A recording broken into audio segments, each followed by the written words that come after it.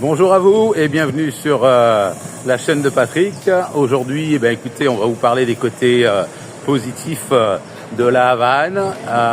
Et il y en a. Il faut savoir que je dirais que dans les premières choses qui vraiment sont particulières, c'est bien sûr l'image de la musique qui est présente presque dans toutes les rues, de toutes les façons. Il faut la chercher parfois pour avoir des trucs sympas. Mais néanmoins, c'est vrai que c'est un pays qui vit au rythme de la salsa, de la rumba, son et de toutes les musiques afro-cubaines. Et je vous conseille vraiment de profiter de ça pendant que vous êtes à la Havane. Trouver un des petits clubs qui sont plutôt des clubs, on va dire, cubains, vraiment particuliers. Hier soir, j'ai vécu une expérience vraiment particulière dans un petit club et avec que des Cubains. Et en fait, la musique était exceptionnelle, les musiciens d'enfer, les danseurs aussi, les acteurs aussi. C'était un spectacle complet qui m'a coûté 250 cucs, c'est-à-dire 80 centimes d'euros pour rentrer. Et puis une bière était aussi vraiment pas chère à moins de 1 euro. Donc c'était très très très abordable et très agréable.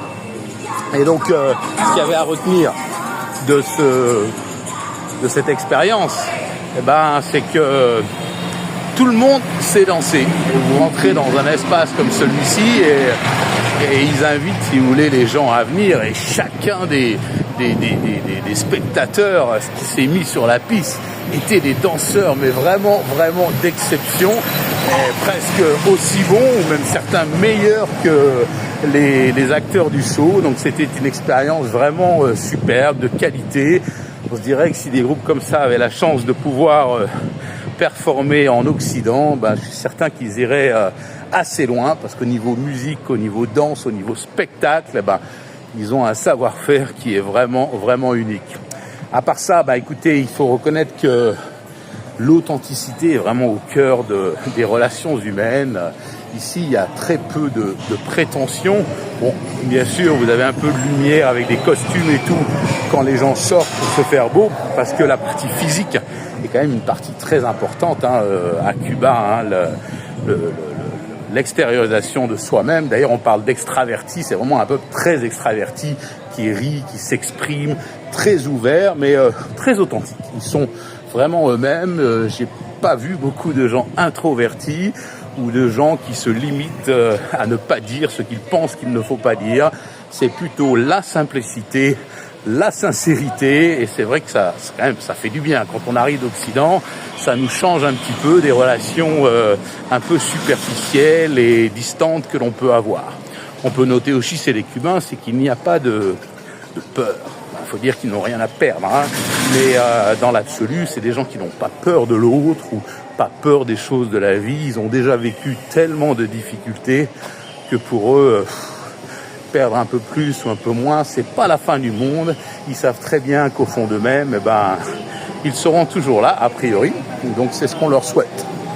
En dehors de ça, il y a un truc qui est sympa aussi, c'est que le téléphone est beaucoup moins présent.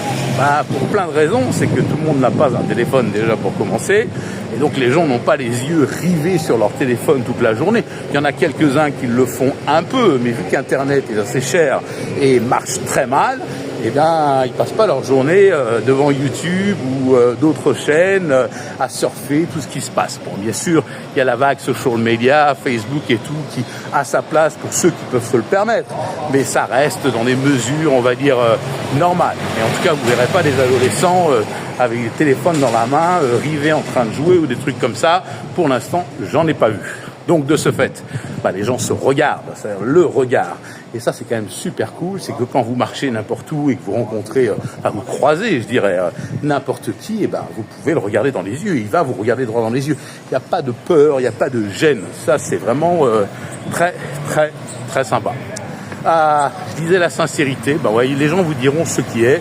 Bon, c'est pas toujours très rose, ce qu'ils ont à partager, parce que la vie est difficile, mais bon, ils n'ont pas grand-chose à cacher, ils n'ont pas grand-chose à perdre, ils ne croient pas vraiment à trop d'illusions, ni trop d'espoir, donc en fait, ils sont eux-mêmes, et ça, c'est quand même quelque chose qui est vraiment, vraiment sympa.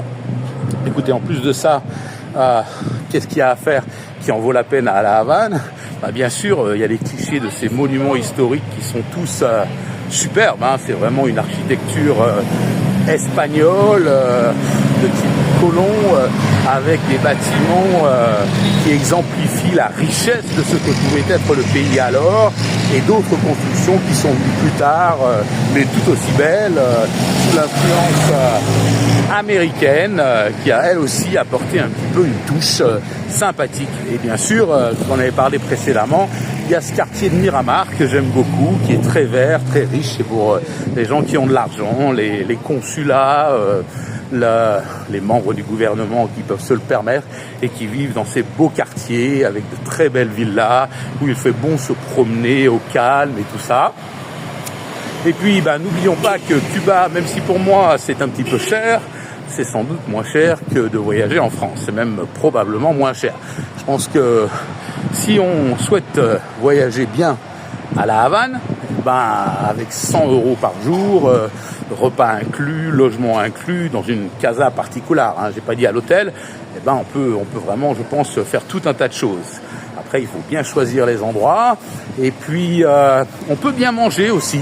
Ça a un prix, mais on peut manger correctement, sans trop de problèmes. Et puis il y a des cafés, il y a nombreux cafés qui sont assez bien décoré, avec un style original, et que c'est rafraîchissant. Ça fait plaisir de voir tant d'endroits avec tant de choses, équipés de machines à café, dans cette, on va dire,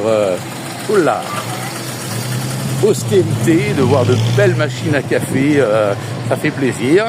Et puis, que vous dire d'autre sur les points positifs de La Havane? C'est qu'il y a de la vie, Les gens sont dehors, les gens se rencontrent, les gens se parlent, les gens s'entraident. Et puis, il faut pas oublier que beaucoup d'entre nous aimons voyager pour le soleil et la chaleur. Et à Cuba, écoutez, vous serez gâtés, La Havane, au mois d'octobre, écoutez, il doit faire 26, 27 degrés, c'est le matin, il doit être bientôt 8h30 à peu près. Ça peut se réchauffer pendant la journée, mais si vous aimez la chaleur, c'est l'endroit, et puis vous pourrez prendre un petit peu de soleil, vous faire bronzer le teint, donc c'est pas mal. Donc voilà pour les points positifs que j'avais à partager aujourd'hui sur Cuba, et si ça vous tente, n'oubliez pas quand vous venez à La Havane de vous concentrer sur ça, car ça en vaut la peine. À bientôt, ciao.